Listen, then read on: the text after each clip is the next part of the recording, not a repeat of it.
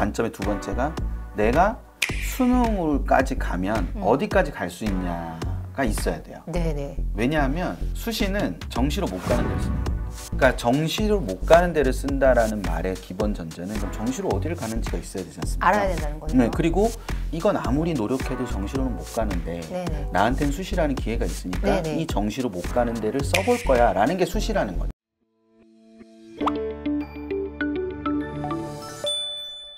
안녕하세요. 교육 고민을 대신 물어봐주는 교육대기자TV, 저는 대기자 방종임입니다.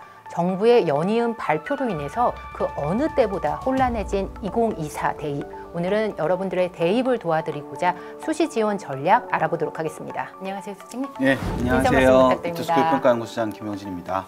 반갑습니다. 네.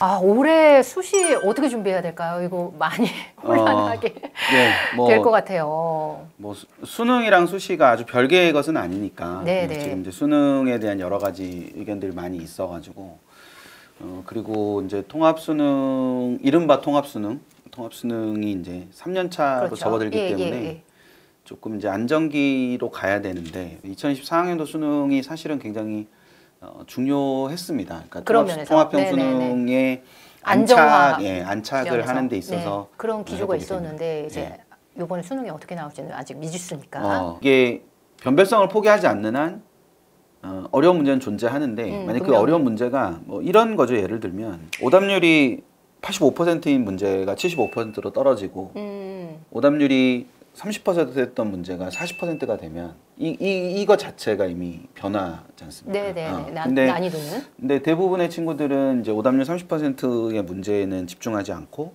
오답률 85% 문제에 집중해서 그 85%의 문제를 맞춰야 될 거라고 생각하거든요. 이 30%의 문제는 설사 틀리더라도 내가 그냥 쉬운 문제를 틀렸고 실수고 그렇기 때문에 이건 나중에 맞출 수 있을 거라고 생각을 하고 저 85%의 문제에만 집중을 해서 공부를 한단 말이죠.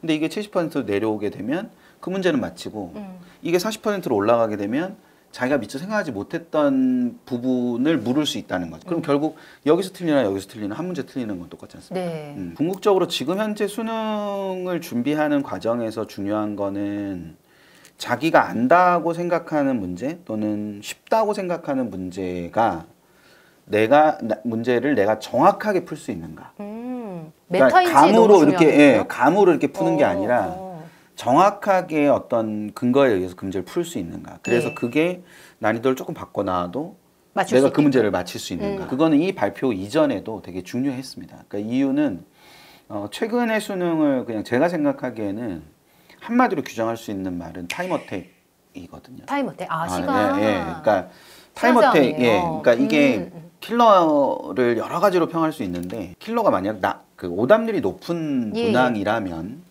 오답률이 높은 건 두 종류가 있어요. 하나는 너무 어려워서 시간을 정말 많이 줘도 못 푸는 잡아먹는 문제. 못 풀어서 틀리는 문제가 있고요. 또 하나. 시간만 주면 풀 수 있는데 시험은 시간을 정해놓고 풀잖아요. 오래 걸리니까. 그러니까 다른 게 오래 걸려서 그걸 못 푸는 거예요. 그러니까 예를 들어서 총 30문항이 있는데 30번 문항을 만약 순서대로 푼다면 1번부터 순서대로 푼다면 1번부터 29번을 다 해야 30번을 풀 수 있지 않습니까? 1번부터 29번이 쉽고 30번이 되게 어려워서 이걸 아무리 시간을 줘도 이 문제를 못 풀어서 이게 오답률이 90%가 나올 수도 있고요. 그렇죠. 1번부터 29번까지 시간을 다 써가지고 30번은 건드릴 시간이 없는 거죠.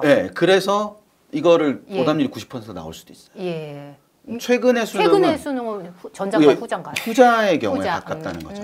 그러니까 내가 풀 수 있다고 생각되는 문제를 한 번에 빠르고 정확하게 풀 수 있느냐가 지금은 굉장히 중요한 대목이라고 볼 수 있는 거죠. 6월은 치열해진 상황이고 9월 모평을 대비도 하고 수시 지원 전략을 좀 효과적으로 짜는 방법을 오늘 알려드리기 위해서 A to Z까지 수시 지원 전략을 어떻게 좀 짜면 좋은지 효과적으로 좀 팁을 드리는 시간을 마련해 보려고 합니다. 그 고민을 할 때 정시적인 시각이 전혀 없다는 거죠. 정시적인 시각이 구체적으로 뭘까요? 예를 들면요. 고대와 연대가 있다. 연대와 고대가 있을 때 연대와 고대를 수시적인 시각에서 접근하면 두 장의 원서를 쓸 수 있어요.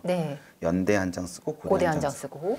정시적인 관점으로 접근한다는 얘기는 연대와 고대 중에 한 군데밖에 못 쓴다는 의미예요. 그렇죠. 이거는 이제 기자님은 아실 거예요. 그게 같은 군에 있기 때문에 군별로 한 장씩밖에 못 쓰기 때문에. 그런 시각이 없다는 거죠. 그러니까 예를 들어서 어떤 아이가 뭐 한양대 어떤 학과를 가고 싶어 해요. 어떤 학과를 무조건. 그리고 성대에도 어떤 학과를 가고 싶어 해요.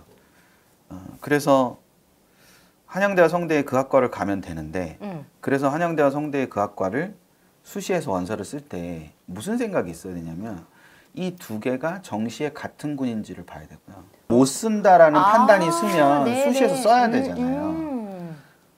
그런 게 정시적 관점에서 접근을 하는 첫 번째 요소거든요. 네, 그게 첫 번째 요소입니다. 그러니까 정시적인 이해가 없으면 그리고 정시로 내가 어느 정도 갈 수 있는지를 예상을 그게 해야 이제 될 그 거예요. 두 번째가 정시적인 관점의 두 번째가 내가 수능을까지 가면 어디까지 갈 수 있냐가 있어야 돼요. 네네. 왜냐하면 수시는 정시로 못 가는 데를 쓰는 겁니다. 이 멘트 너무 중요한 것 같아요. 네. 수시는 정시로 못 가는 데를 써야 된다. 네, 제가 이렇게 여러 군데 설명회 다니면서 가장 큰 환호를 받는 순간입니다. 수시는 네네. 정시로 못 가는 곳을 쓰는 거다. 그럼 엄청 좋아하세요. 그러면 오해할 수도 있는 것 같아요. 우주 그쵸? 상향해야 되냐? 네, 네, 그렇죠.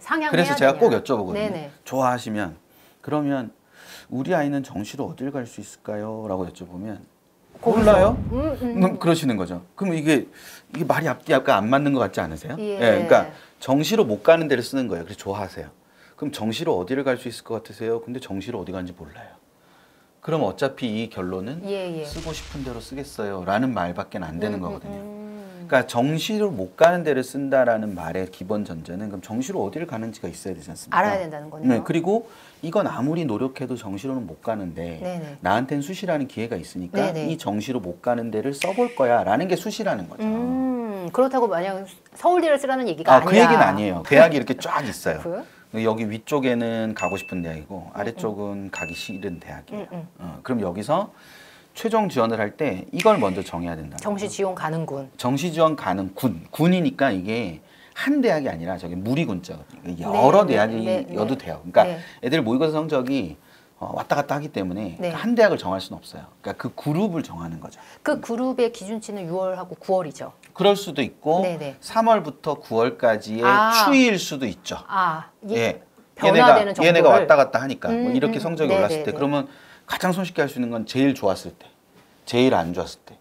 이 전체를 내가 정시적 대학 가는 여기로 군을 잡아도 되는 거예요? 예, 그래도 돼요. 그게 뭐 10개여도 되고 5개여도 되고 일단 되는 군을 겁니다. 정해야 된다. 예, 군을 정하는 겁니다. 그럼 이 군을 정했으면 이 군에서 최종 지원은 이 정시 지원 대학 군에서 한 장. 한 장? 한 장 또는 두 장. 한 장 또는 두 장. 네. 그리고 이 아래에서 한 장 또는 두 장. 아래에서 한 장 또는 두 장. 네네. 자, 그러면 여기서 이 정시지원 대학 군이 있고 가는 군이 있고 여기서 한 장을 썼어요. 아래에서 한 장을 썼어요. 그럼 몇 장이 남죠? 4장 남죠. 그럼 이 위에서 4장 쓰시면 돼요. 그러면 이제 또 하나 질문하실 수 있는 게 정시지원 가는 군이 그래, 네 말대로 정시지원 가는 군이 있고 그럼 여기서 한 장 썼어. 여기는 왜 써? 여기는 야 정시로 갈 수 있는데 왜 써? 이렇게 질문하실 수 있단 말이에요. 근데 이 정시지원 가는 군이 수능 점수가 아니잖아요. 모의고사 점수일 뿐이잖아요. 예상이니까. 예상일 뿐이잖아요. 그럼 수능을 예를 들어서 여기가 있고 여기가 정시지원 가는 군인데 수능을 이만큼 봐올 수도 있지 않습니까? 근데 그렇죠. 여기 충분히. 바로 밑에 대학을 하나 써놨어요. 그리고 수시로 여기를 갔어요. 그럼 이 아이 입시는 성공이잖아요. 수능으로 갈 수 있는 데보다 높은 데를 갔으니까. 이게 수능으로 못 가는 데를 쓴다는 뜻이에요. 그 의미. 예, 이 위에는 고민 안 해도 고민하라고 안 해도 엄청 고민하실 거예요. 어딜 쓸지. 예. 그래서 나중에는 지쳐가지고 이쯤에 오면 아무렇게나 써 이러면서 그냥 쓰신단 말이죠. 그러니까 여기만 고민하시니까 고민은 그걸 하시는 게 아니라 얘와 얘를 하시는 거예요. 그리고 입시적인 도움을 받으시더라도 얘와 얘를 받으시는 거예요. 왜? 얘 같은 경우, 그러니까 얘나 얘 같은 경우는 수능을 요만큼으로 봐오거나 이거보다 잘 봐오면 여기를 붙으면 안 되잖아요. 그렇죠. 그럼 납치되니까. 그렇죠. 그러니까 얘와 얘는 수능 이후에 선택할 수 있는 게 있어야 돼요. 면접이 수능 뒤에 있든 논술이 수능 뒤에 있든 내가 수능을 잘 봐오면 보러 가지 않을 수 있는. 수시도 전형이 여러 개가 있잖아요. 예, 그렇죠. 그런 부분에서 고려가 돼야 되지 않을까요? 최종 지원을 하는 거는 9평 이후고 그리고 그 이제 원서수가 이제 11월부터 15월까지니까 9월 모평 보고 난 다음에 할 거니까 지금 시기, 그러니까 이게 뭐 7월이나 8월에 나간다고 가정을 하고 그때는 수시 지원 희망 대학 군을 설정을 하는. 군을 설정하고. 네, 그러니까 이것도 군도 무리겠죠. 네. 그러니까 정시 지원 가는 군에서 대학을 2개에서 4개를 정하는 거예요. 저는 대학을 먼저 정하는 거라고 생각해요. 그러니까 그게 무슨 의미냐면은 대부분 이러면 학종 붙었을까요? 이렇게 접근을 네. 하잖아요. 근데 저는 좀 생각이 달라서 네. 예를 들어서 제가 중앙대를 쓰고 싶어요. 네. 그러면 희망대학. 중앙대의 전형을 그 다음 보는 거죠. 그럼 중앙대에 종합 전형이 2개가 있고 교과 전형이 있고 네. 논술 전형이 있는데 네. 그 종합 전형 2개는 우리는 활동이 별로 없네. 예. 지우고. 교과? 그럼 전년도 결과를 보니까 우리의 내신이랑 그 내신이랑 비교해 보니까 네. 쓸 수가 없네. 지우고. 오. 그러면 내가 중대를 진짜로 가고 싶다면 할 수 있는 게 논술밖에 없구나. 네. 그래서 논술 전형을 쓰는 거예요. 논술을 잘해서 논술 쓰는 게 아니고. 내가 중대를 너무 가고 싶은데 네, 갈 수 네. 있는 전형이 그밖에 없으니까. 새로운 접근이신 것 같아요. 예, 그러니까 저는 그렇다고 생각해요. 대부분 이 전형 중에 내신을 보고 내신 경쟁력이 있으면 교과 쓰고 네. 이렇게 먼저 접근을 하잖아요. 네, 그렇게 접근하는 방법도 있을 수 있죠. 얼마든지. 그렇게 접근할 수 있는 방법도 있는데 만약에 이렇게 접근했을 때 놓치는 부분이 있기 그렇게 때문에 소장님 그렇게 그렇게 접근을 생각하시는 했을 거죠. 때 예. 교과는 그게 가능할 수도 있어요. 예. 근데 종합 전형은 정성이 들어가니까 예, 예측이. 그러니까 내 경쟁력을 판단하는 것도 쉽지 않을 뿐만 아니라 예. 내 주변의 지원자들의 경쟁력을 판단하는 것도 쉽지가 않죠. 자기의 희망 대학에 못 미치면 붙어도 안 가거나 재수하는 경우도 네, 월등히 그런 많기 것도 때문에 있죠. 대학을 먼저 정하는 것도 필요하다는 생각이 드네요. 그러니까 그리고 오래 경험을 하다 보면 뭐 예를 들어서 내신 얼마인데 갈 수 있는 대학을 알려주세요. 갈 수 있는 대학 다 말씀드리면 예. 거긴 안 갈 거예요. 네. 그렇기 때문에 더 그러니까 어떤 의미에서는 대학이 먼저 선정이 되고 그래서 범위를 예. 넓히는 거예요. 지금 제가 만들어 온 거 보시면 최대 16개거든요. 16개. 그러니까 네. 4개, 4개, 8개. 여기서 10장을 솎아내는 거네요. 그렇죠. 그러니까 그래서 최소한 8장 이상은 있어야 돼요. 8개 이상은. 왜냐하면 검토하다 보면 그 대학에 내가 갈 수 있는 게 없을 수도 있으니까. 네. 얼마든지 그럴 수도 있지 않습니까? 그렇죠. 예, 그렇기 때문에 이 대학은 논술도 안 되고 교과도 안 되고 학종도 안 되고 그럼 여기는 이번 생에는 인연이 없구나. 예, 그럴 수도 있으니까. 네, 그런 대학이 있을 수도 있기 때문에 지금은 범위를 넓혀서 가셔야 돼요. 그럼 이거는 방학 때 하는 게 가장 효과적이겠네요. 예, 그럴 수 있죠. 네. 그러니까 보통은 어느 한 대학을 찍고 예. 그 대학의 자료를 막 찾다가 지쳐요. 그래서 다른 나중에 대학까지 안 가고요? 네, 네. 그냥 끝나요. 그냥. 그래서 막 누군가한테 가서 물어보고 이렇게 쓰세요. 그러면 그냥 쓰고. 그러니까 저는 이제 그 방법보다는 범위를 넓혀놨다가 네. 하나씩 날리는 거죠. 제 믿음 중에 하나는 선택은 하는 게 아니라 버리는 거거든요. 우리가 최선을 선택해야 된다고 하지만 최선은 선택하지 않아요. 그냥 하겠죠. 최선이 있으면 그냥 하겠죠. 차선 중에서 골라야 되잖아요. 예, 늘. 그러니까 차선과 차차선 중에 고르는 거지 않습니까? 그럼 걔네는 왜 차선과 차차선이냐면 나쁜 게 있으니까 차선과 차차선이죠. 네네. 최선은 나쁜 게 없지만 네네. 차선과 차차선은 나쁜 게 있으니까 차선과 차차선이고 네네. 마음에 안 드는 부분이 있기 때문에 골라지지가 않아요. 예. 그럼 차선을 선택하는 게 아니라 차차선을 버리는 거죠. 그럼 남는 게 그럼 남는 게 그거밖에 없으니까 그걸 하는 거죠. 그러니까 16장의 원서 중에서 10장을 버리는 거죠. 10장을 버리고 6장을 선택하려고 그러면 정말 어려워요. 10장을 버리는 거죠. 여러 가지 이유로. 이건 우리에게 해당하지 않으니 버리고 이건 해당하지만 너무 낮으니 버리고 이렇게 버려서 그냥 남는 6장에 도전을 하는 게 6장을 고르는 것보다 훨씬 더 후회가 덜합니다. 근데 소장님 그 한 장이 붙으리라는 보장이 없잖아요. 그렇죠. 네. 그거는 저 위쪽도 마찬가지죠. 근데 그 위쪽은 더 심하겠죠. 근데 그거를 써놓지 않아서 후회하는 것과 써서 안 돼서 후회하는 것과 달라요. 네, 엄청나게 달라요. 그게 대학을 가는 게 끝이 아니지 않습니까? 그렇죠. 그러니까 내가 어떤 선택을 하는 데 있어서 자꾸 후회를 줄여나가는 선택을 해나가야 그 친구가 나중에 사는 것도 그런 식으로 살 수 있게 되는 거기 때문에 그런 부분을 생각을 했을 때 이렇게 범위를 넓혀놓은 상태에서 이제 비로소 전형이나 학과를 그 다음 선정을 하면서 지울 수 있는 대학을 지우는 거죠. 그리고 남겨놓은 대학들 중에서 내 경쟁력과 결과를 비교를 해보는 거예요. 결과를 비교해서 이거는 되는 전형, 이거는 안 되는 전형. 그럼 이건 되니까 남겨. 그렇게 하는 겁니다. 이 부분에서 좀 궁금증이 전형이나 학과 선정이 이 뒤라면 대부분 학과 같은 경우는 요즘에 학종을 쓴다. 전공 네, 그렇죠. 적합성 때문에 1, 2, 3학년도에 이 부분이 중요했을 거잖아요. 네, 그렇죠. 전혀 다른 데를 써도 쓴다고 했었을 때 부담감이 클 텐데요.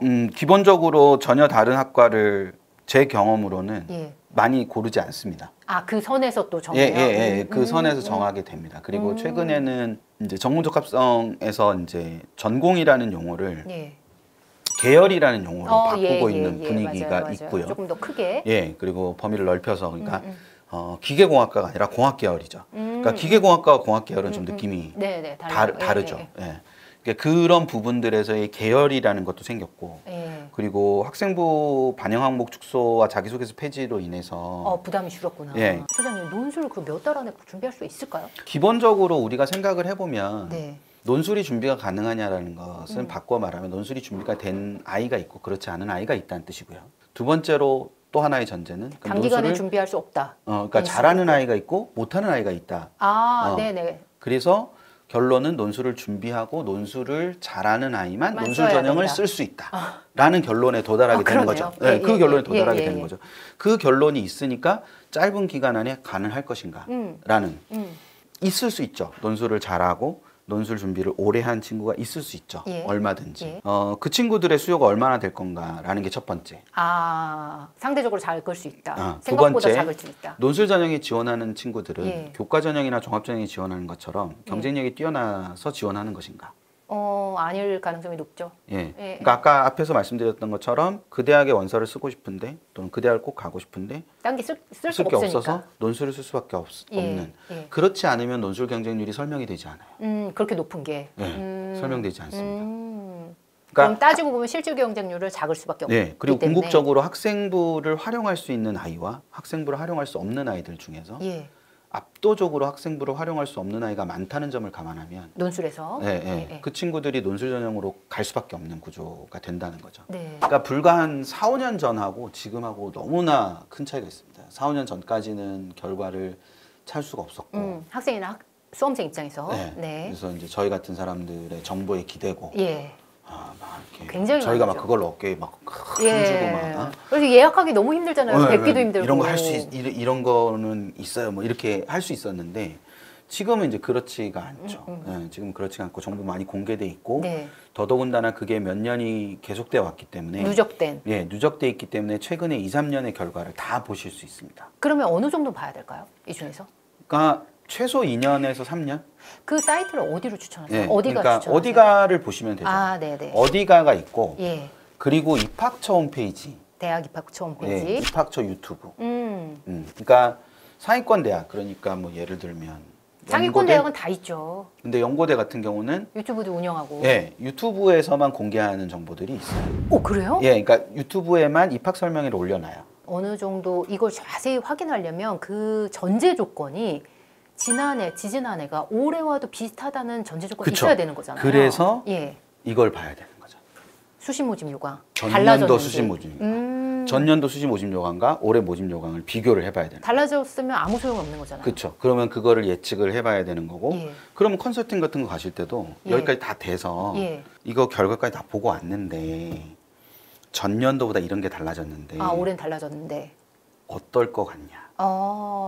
그걸 물으셔야 되는 거죠. 뭘 얻어올 수 있는 거죠. 수험생과 학부모가 이 수시 지원을 컨설팅 없이도 가능하다고 보세요? 컨설팅은 어느 정도 유무가 필요하다고 보세요? 저는 컨설팅 없이 할 수 있다고 봅니다. 거기서의 관건은 뭔가요? 혼자 뭘 알아봐야 돼요? 지금 말씀드린 거를 알아보는 것만으로도 충분하고요. 충분해요. 그리고 컨설팅을 받든 안 받든 결정은 제가 하는 거거든요.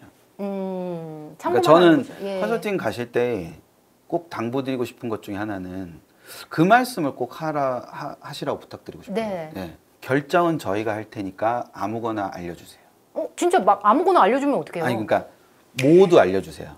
그러니까 결정은 제가 할 테니까, 저희가 할 테니까. 그러니까 정보를 그 맞은편에 앉은 사람한테 결정하라고 하면 그럴 수 없죠. 그 사람도 말을 아껴요. 당연히 그럴 것 같아요.